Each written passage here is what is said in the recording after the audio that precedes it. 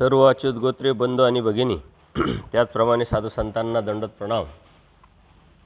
सर्वज्ञ श्रीचक्रप्रभूंनी या सृष्टीमध्ये अवतार घेतल्यानंतर या जीवाच्या हिताकारणे, भल्या कारणे, अयोग्य जीवाला योग्य करण्यासाठी व ज्ञानाला व प्रेमाला पात्र करण्यासाठी ज्या अनंत लीला केलेल्या आहे, त्या लीळांमधून आपल्याला जो समज, बोध आणि जाणीव करून दिली, तो समज, बोध, जाणीव आपल्या जीवनात उतरून आपण परमेश्वराला प्राप्त करण्याचा प्रयत्न करत आहोत. परमेश्वर आता पैठणला गमन करतात.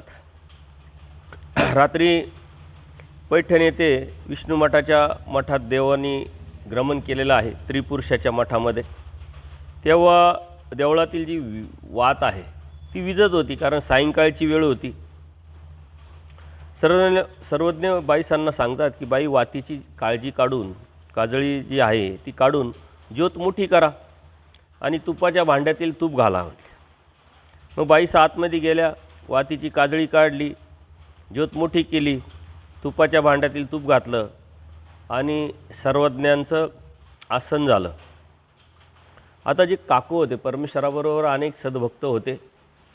काकोस नावाचे जे भक्त होते ते घोंगड्यानिशी आत येत होते. आणि पूर्वीच्या काळामध्ये जे दरवाजे असायचे त्यांना बिजागऱ्या नसायच्या.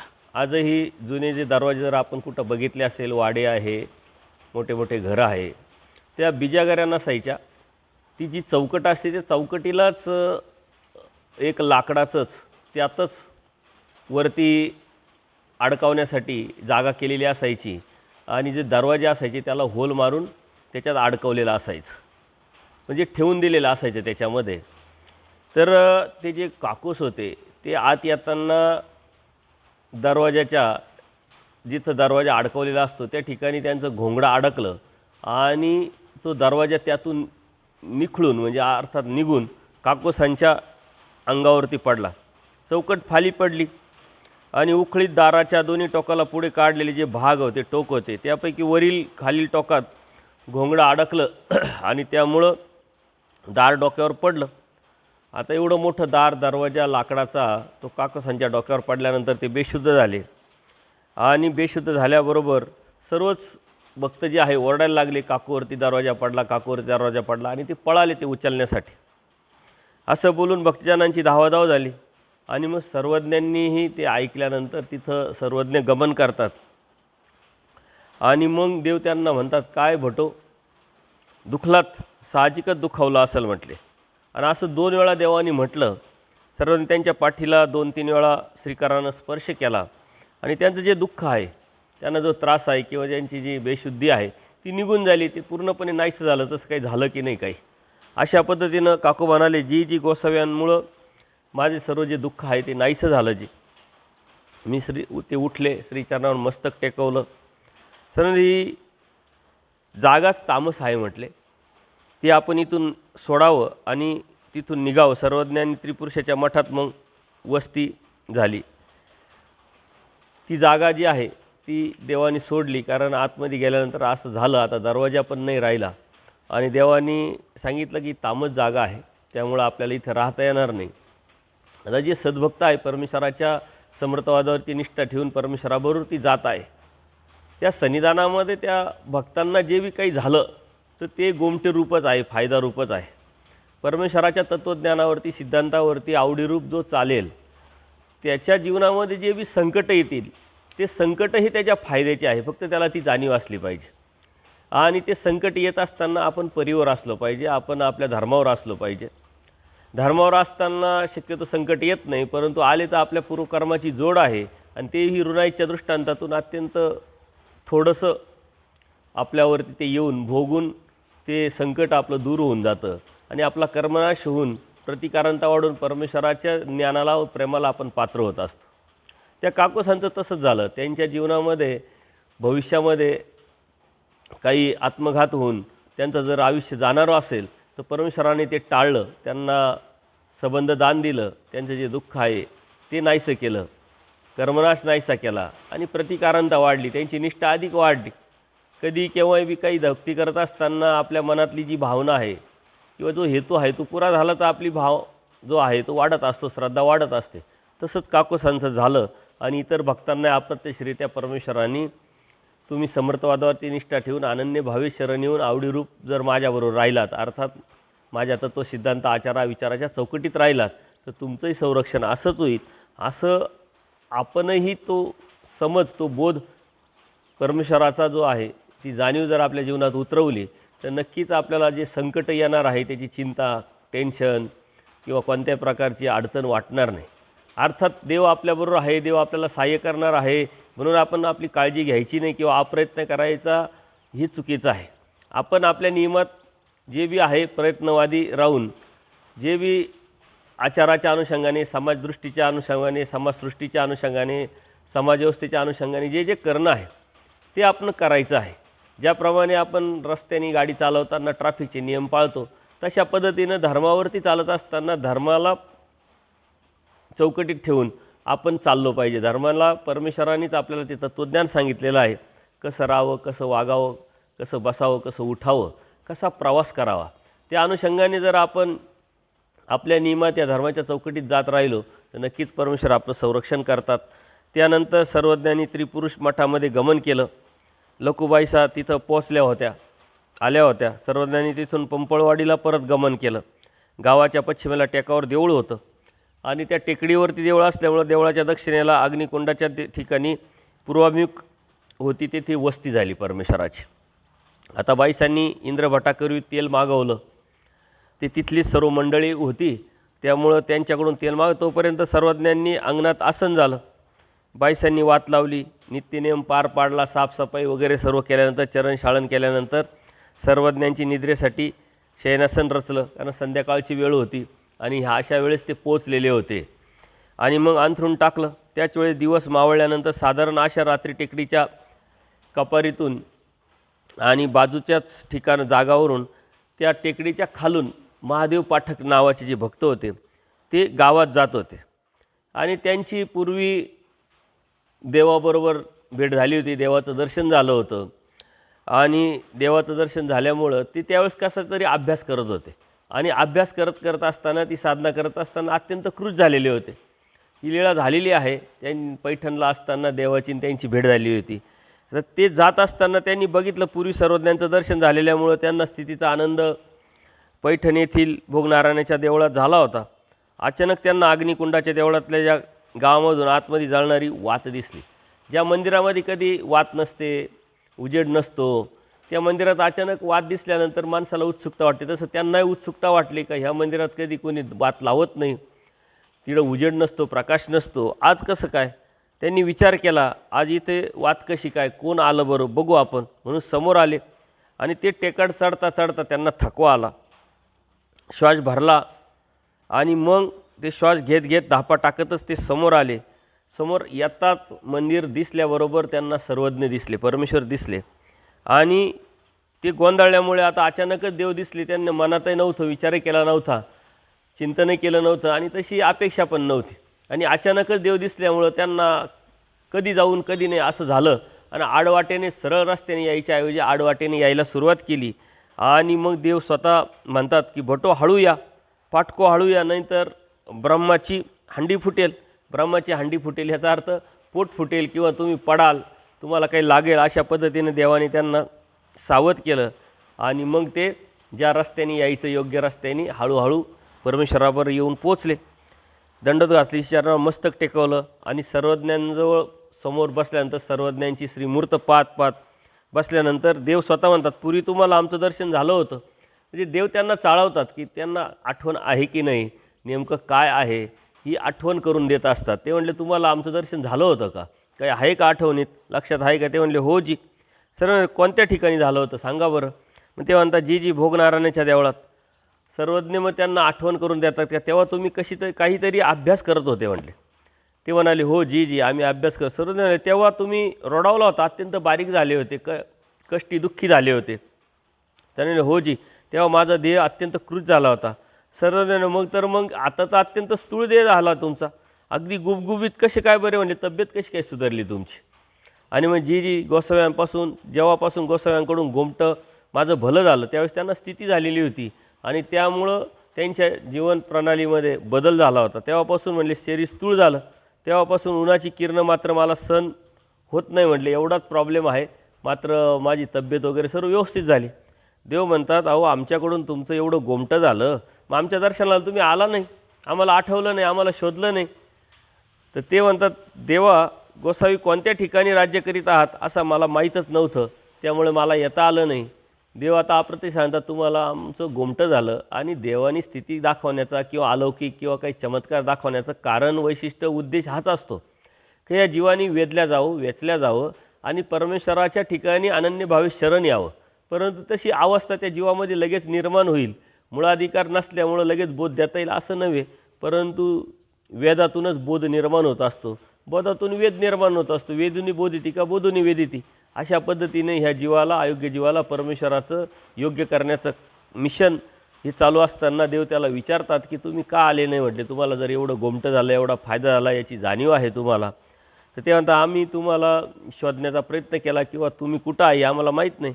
देव म्हणतात आम्ही इथेच आहोत, पैठण भागामध्ये आजूबाजूला.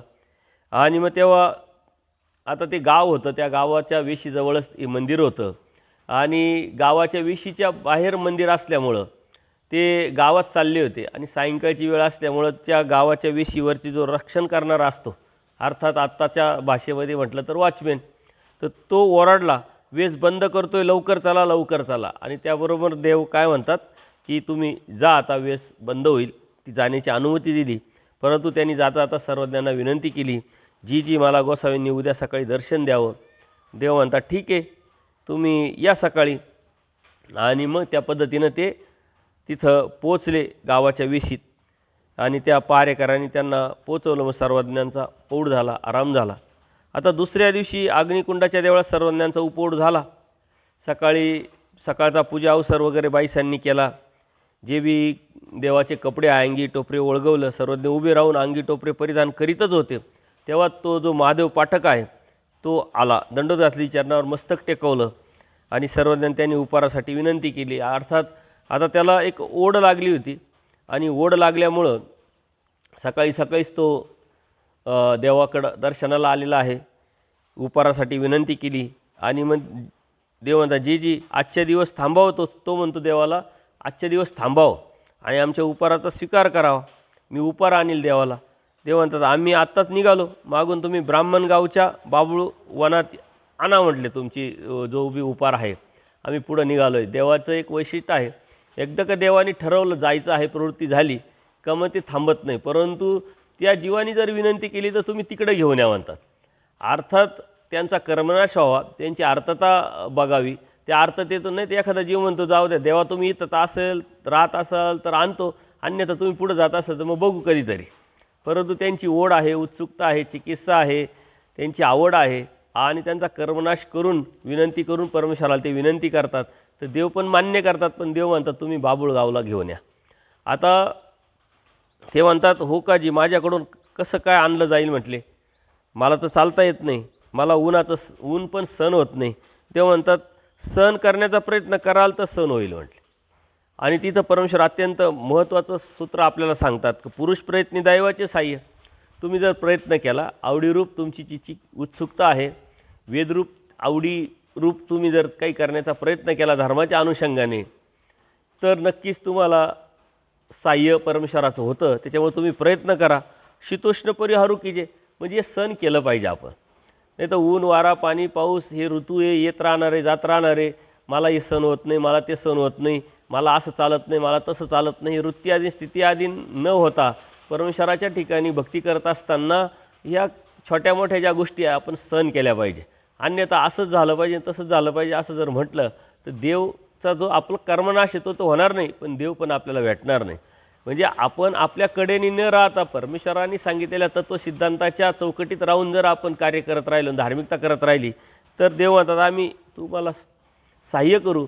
आणि अशा ज्या गोष्टी आहे ऋतुमानानुसार ह्या तुम्ही सहन केल्या पाहिजे.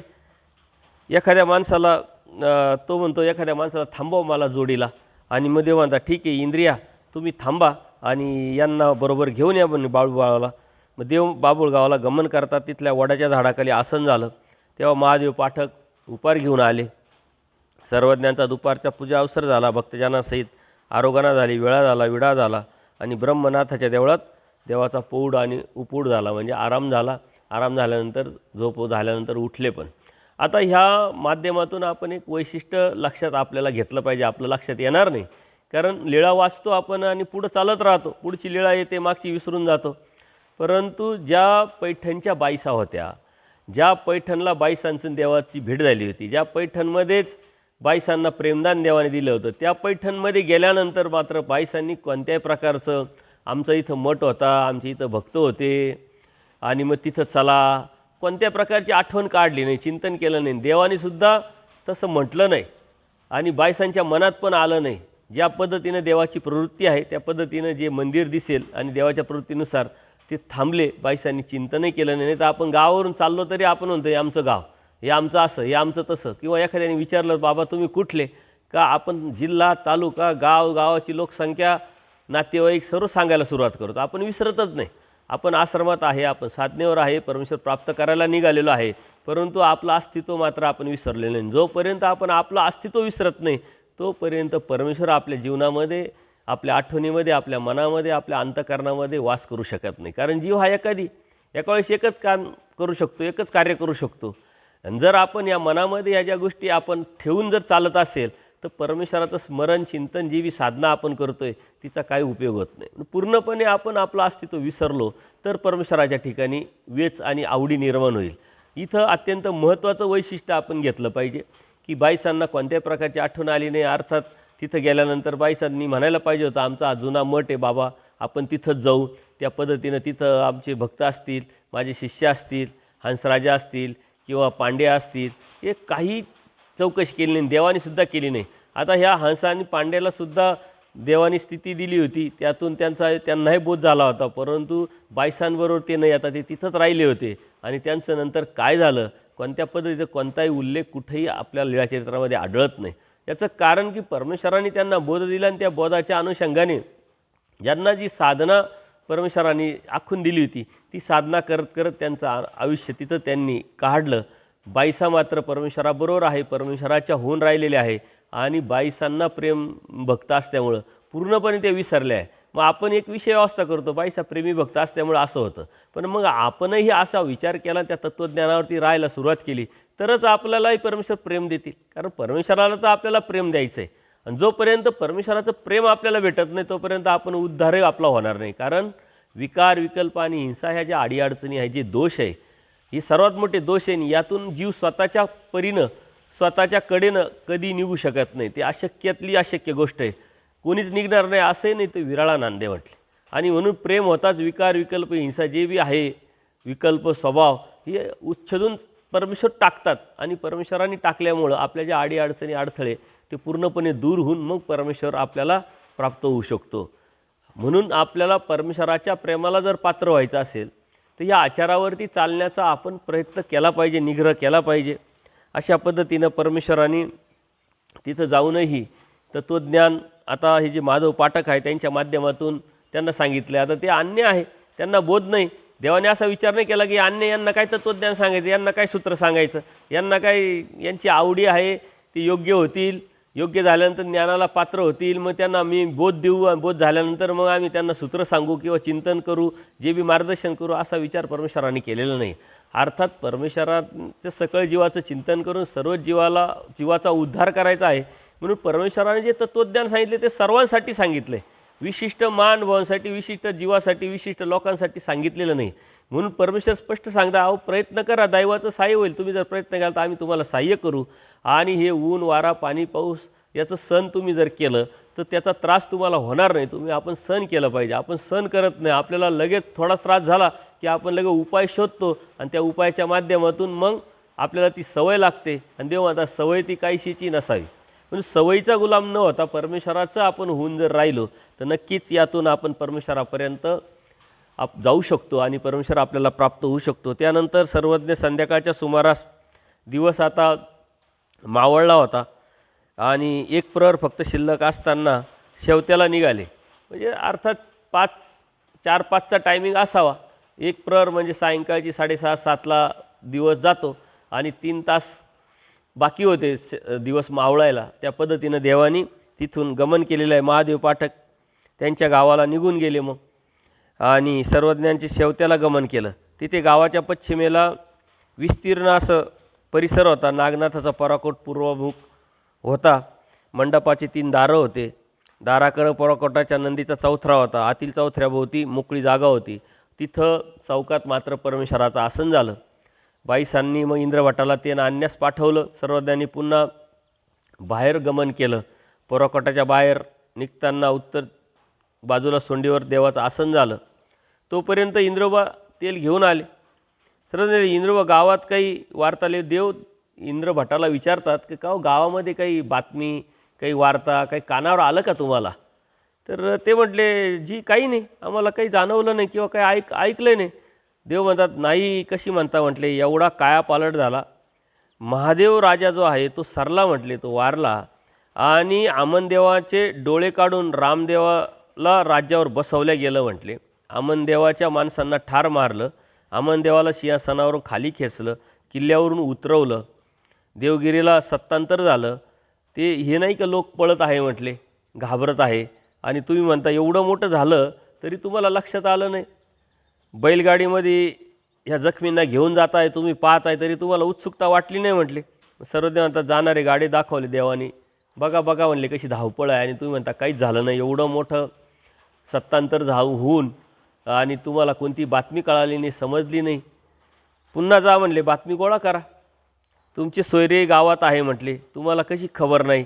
आता आपण इथं विचार केला पाहिजे का देव कशाला या अशा रिकाम्या उद्योगात पडू राहिले? जाण बातमी गोळा करा, याचं त्याचं काय झालं काय नाही, काय करायचं देवाला? परंतु देवाने इथंसुद्धा खूप मोठं तत्त्वज्ञान सांगितलेलं आहे. ते म्हणतात, ते जाऊन चौकशी करून आले. सर्वज्ञांनी सांगितलं खरं आहे जी.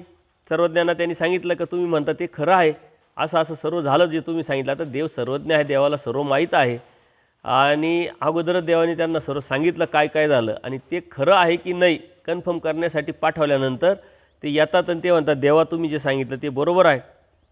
लोक आपापल्या घरावर चढून पाहत आहे म्हटले.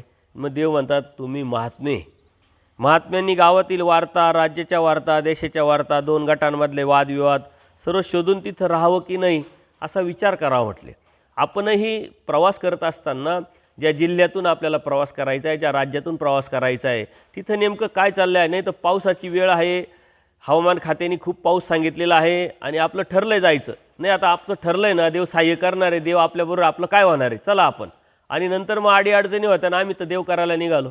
किंवा गावात राज्यामध्ये अस्थिरता आहे, दंगलीचं वातावरण आहे किंवा इलेक्शनचं वातावरण आहे, वेगवेगळ्या पद्धतीनं काहीतरी वातावरण खराब झालेलं आहे. आणि हे आपल्याला माहीत असूनही आपण मात्र निश्चय करतो, प्रवासाला निघतो.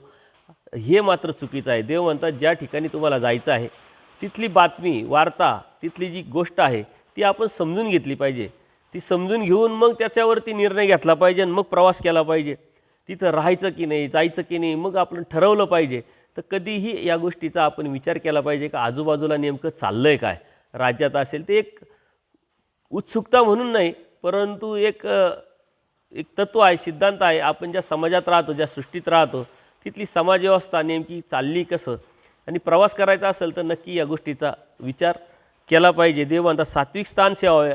तर असं कुठंही जायचं असेल तर आपल्याला सात्विक स्थान पाहिजे, सात्विक स्थानाच्या ठिकाणी राहायचं आहे. मग असं काही जर झालं तर आपल्याला राहता कसा येईल, जाता कसा येईल, प्रवास कसा करता येईल. त्यामुळं या गोष्टीचा आपण विचार केला. सिंधी नदी दंदी यांच्या गावी न वसावे. ज्या ठिकाणी सिंधी जे आहे, सिंधीचं झाड म्हणजे त्यातून ताडी माडी अशा पद्धतीनं व्यसन तयार केलं जातं, व्यसनाधीन जे पदार्थ आहे ते तयार केले जातात. आणि काही ठिकाणी जर असं असेल तर नक्कीच तिथं त्या व्यसनाच्या ज्या आहे त्या उत्पन्न होत असेल आणि म्हणून तुम्ही जाऊ नये. किंवा नदी, ज्या ठिकाणी मोठी नदी आहे तिथं सुपीकता असते, त्या सुपीकतेच्या ठिकाणी मग पैशाचा ओघ असतो. लोकांमधली जी मानसिकता आहे, मानवता आहे, माणुसकी आहे ती नसते. आणि दंदी म्हणजे गावामध्ये काही भांडणं आहे, वाद आहे, गावामध्ये तटगट आहे, इलेक्शन चालू आहे, इलेक्शनच्या व्यतिरिक्तही त्या गावांमध्ये जर वाद असेल 2 गटामध्ये, 2 तटामध्ये, 2 जातीमध्ये, 2 धर्मामध्ये, तर अशा ठिकाणी देव म्हणतात जाऊ नये, आपण राहू नये. आणि म्हणून त्या गावाची जी बातमी आहे नेमका तो कानोसा आपण घेतला पाहिजे. त्याच्यात खोलवर न जाता आपण फक्त वरवर आपण चौकशी केली पाहिजे. नाही तर देवाने सांगितली चौकशी करायला आणि मग आपण लागलो शोध मोहीम, शोध पत्रकारिता करायला. असं न करता एक सामाजिक दृष्टिकोनातून एक प्राथमिक माहिती आपल्याला असली पाहिजे आणि त्या अनुषंगाने आपण त्याची माहिती घेऊन आणि मग देश काळ वर्तमानाचा विचार करून आपण आटन विजन केलं पाहिजे किंवा आपण प्रवास केला पाहिजे. राहायचं आहे की नाही राहायचं आहे हे आपण ठरवलं पाहिजे. म्हणून कोणत्या वेळेस प्रवास करावा, कोणत्या ठिकाणी प्रवास करावा, कोणाबरोबर प्रवास करावा, मुक्काम करायचं तर कोणत्या ठिकाणी राहावं, कोणत्या ठिकाणी नाही राहावं, हे अत्यंत सूक्ष्म असं परमेश्वराने आपल्याला तत्त्वज्ञान आचार विचार प्रणाली सांगितलेली आहे आणि ती आपल्या जीवनाला उपयोगी ठरणार आहे. म्हणून धर्म म्हणजे नुसती धार्मिकता नाही आहे. धर्म म्हणजे धार्मिकता करून फक्त एक काहीतरी विधी करायचा आहे असा विषय नाही. धर्म ही एक लाईफस्टाईल आहे, एक आपल्या जीवनामध्ये निर्भयता निर्माण करण्याचं एक साधन आहे, आपल्या जीवनाच्या प्रवासाला योग्य ठिकाणी घेऊन जाणारं साधन आहे आणि त्याचा जर आपण पुरेपूर वापर केला तर आपल्या जीवनामध्ये जी अस्थिरता आहे किंवा जे संकट आहे, अडीअडचणी आहे, अडथळे आहे ती येऊ शकत नाही.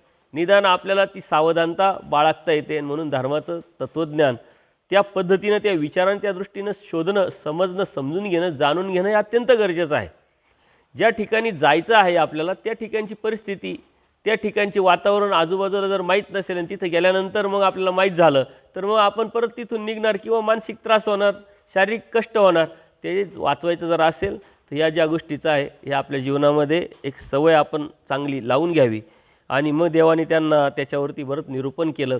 आता कोणाला निरूपण करताय देवाने कोणत्या प्रकारचा असं सूक्ष्म विचार, न्यारो विचार ठेवलेला नाही आहे. समोर बोधवंत आहे का, ज्ञानी आहे का, त्यांना काय कळतं आहे का, काय अधिकार आहे की नाही, अधिकार निर्माण करण्यासाठी देव सांगताय आणि त्याच्यामुळं देवाने इंद्रिय भट्टाच्या माध्यमातून हे सर्व सांगितलं. आणि मग हो काजी तर मग आजपासून गोसाव्यांच्या आज्ञेचं आम्ही प्रतिपालन करू असं ते देवाला शब्द देतात. असं बोलून श्रीचरणावर मस्तक टेकवलं. तोपर्यंत बाईसांनीसुद्धा मठ झाडला, स्वच्छ केला आणि देवळात मग देवाचं गमन केलेलं आहे. तिथं मग नागनाथी देवाची वस्ती झाली. रात्रीचा पूजा अवसर झालेला आहे. व्याळी झाली, गुळा झाला, विडा झाला, पौड झाला. तिथेच वस्ती परमेश्वराची झाली. पश्चातपरी परिसराला गमन केल्यानंतर परिसर आटोपून मंडपाच्या ईशान्य कोपऱ्यावर मोकळ्या जागेत श्रीकारण श्रीचरणाचं प्रक्षापन केलं. तांबूळ परितेजला गुळा केला. श्रीमुख प्रक्षालन केल्यानंतर चौकात पूजा अवसर झाला आणि मग तिथूनही सर्वज्ञ लगेच जोगेश्वरीला गमन करतात. तिथं फक्त वस्ती आहे एक दिवसाची आणि त्या पद्धतीनं जोगेश्वरीला आता परमेश्वराचा प्रवास सुरू झाला. सर्वजण जोगेश्वरीच्या देवळात मग गमन केलं. पोचले. बाहेरच्या दाराच्या दोन्ही चौकटीत श्रीकारानं धरून आतमध्ये अवलोकन केलं. गुंफेत गमन केलं. सर्वज्ञांनी भक्तजनांसहित जे आहे भक्तजनांकरवी सर्वज्ञांनी ती गुंफा साफसफाई केली, पूर्णपणे स्वच्छ केली. भक्तजनांनी गुंफा स्वच्छ करीत सर्वज्ञांच्या तोपर्यंत मग सर्वज्ञ देवळाच्या बाहेरच सावलीत तिथं एक झाड होतं. उत्तराभिमुख आसन झालं. पोराकोटाच्या पश्चिम भिंतीला लागून उत्तर दक्षिण ओसरी होती. ओसरीच्या वायव्य कोपऱ्यात दुसऱ्या खणाची गुंफा उत्तराभिमुख, त्यावढ्यात आकाराचं अंगण तिथं होतं. आणि जोपर्यंत हे भक्तजन त्या मंदिराची साफसफाई करताय, स्वच्छ करताय, तोपर्यंत देवानी तिथं गमन केलेलं आहे. आणि नंतर मग सर्व झाल्यानंतर गुंफेच्या आत दक्षिण भिंतीला मध्यभागी पूर्व-पश्चिम ओटा होता. तो अर्धा बाहेर आणि अर्धा ओसरीवर अशा गुंफेत एक देवाचं एक महिना अवस्थान झालं. मग आता जोगेश्वरीला परमेश्वराचं एक महिना अवस्थान आहे आणि तिथं अनंतलीळा परमेश्वरांनी केलेले आहे. अनेक सद्भक्त देवाला भेटलेले आहे आणि ह्या जोगेश्वरीच्या ठिकाणी काही अलौकिक अशा लीळा परमेश्वर करतात आणि त्या माध्यमातून आपल्यापर्यंत हे तत्त्वज्ञान परमेश्वरांनी पोचवलेलं आहे. परमेश्वर आपल्याला तत्त्वज्ञानाच्या माध्यमातून छोट्या छोट्या प्रसंगातून खूप मोठं तत्त्वज्ञान सांगतात. ते तत्त्वज्ञान आपल्या जीवनात फक्त उतरावायचं असतं, नाही तर ऐकायचं आणि विसरून जायचं. तर तसं न करता वेळ काळ परिस्थिती बघून ते तत्त्वज्ञान आपल्या जीवनाला कसं उपयोगी पडणार आहे ती सतत आपण आठवण ठेवली पाहिजे. ते समजून जाणून उमजून जर घेतलं तर आपला जो प्रवास आहे, आध्यात्मिक प्रवास, परमेश्वराच्या प्राप्तीपर्यंतचा जो प्रवास आहे, अत्यंत सुरक्षित आणि बिनधोक होईल. कारण परमेश्वराचं तत्त्वज्ञान जोपर्यंत आपण अभ्यासत नाही तोपर्यंत आपल्याला आपल्या जीवनात उतरवता येत नाही. आणि जोपर्यंत परमेश्वरांनी सांगितलेली तत्त्वज्ञान किंवा समज दिलेली ती आपण जीवनात उतरत नाही तोपर्यंत परमेश्वराच्या सन्निधानातही आपण राहत नाही. म्हणून आज्ञा प्रतिपालन करीत सन्निधान, आणि ही परमेश्वराचं जी आज्ञा आहे ती जर आपण प्रतिपालन केली तर परमेश्वर आपल्याबरोबर आहे, आपण परमेश्वराबरोबर आहे. आणि म्हणून आपला हा परमेश्वराबरोबरच परमेश्वर प्राप्तीचा हा जीवन प्रवास तो परमेश्वरापर्यंत नक्की आपल्याला घेऊन जाईल. पण त्यासाठी आपला निग्रह, आपला संकल्प, या संकल्पातून निग्रहातून सातत्यपूर्ण परमेश्वराने दिलेला आहे अनंत लीळेमधून जो समज आहे, बोध आहे, जाणीव आहे, ती जर आपण आपल्या जीवनात उतरवली आणि प्रवासाला, परमेश्वराच्या प्राप्तीला आपण निघालो तर नक्कीच परमेश्वर आपल्याला प्राप्त होईल. सर्वज्ञ श्री चक्रधर स्वामी की जय. दंडवत हो.